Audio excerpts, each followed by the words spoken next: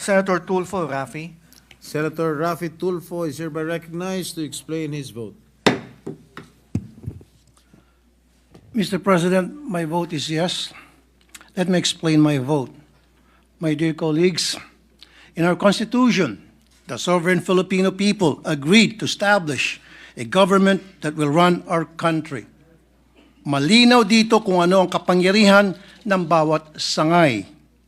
Ang legislatura ang tagagawa ng mga batas.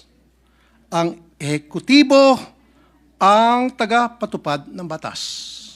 On the other hand, ang Korte Suprema naman ang taga-interpret o tagapaliwanag ng batas kapag may hindi malinaw dito o may pagtatalo kung paano ito ipapatupad. Kaya naman, ang respeto ng bawat sangay ng gobyerno sa isa't isa ay mahalaga upang tuloy-tuloy ang maayos na pagpapalakad ng ating gobyerno.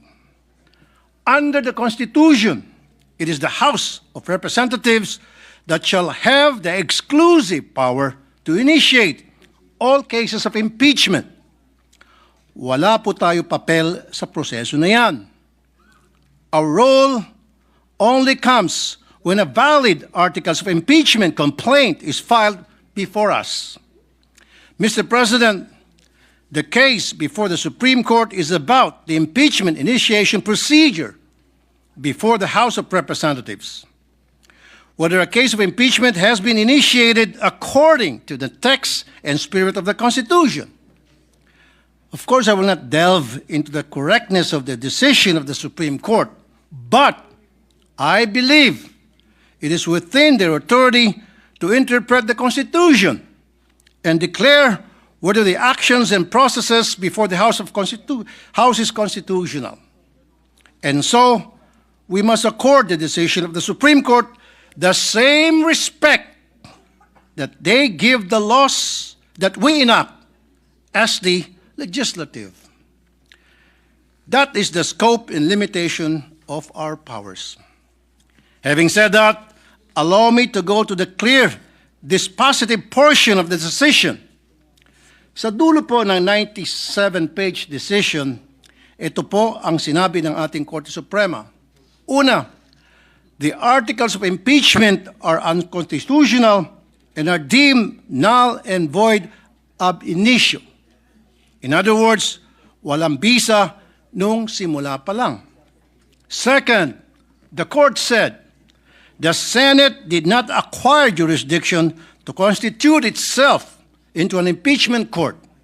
Ibig sabihin, hindi nagkaroon ng Senado ng kapangyarihang maglitis bilang impeachment court. Mr. President, I agree that we should abide by the decision of the court to avoid any constitutional crisis.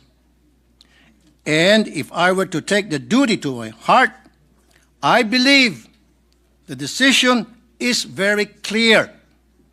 No impeachment court was validly convened. That's my vote. With that said, however, there are concerns raised regarding the decision. So it is important for the Supreme Court to address these concerns.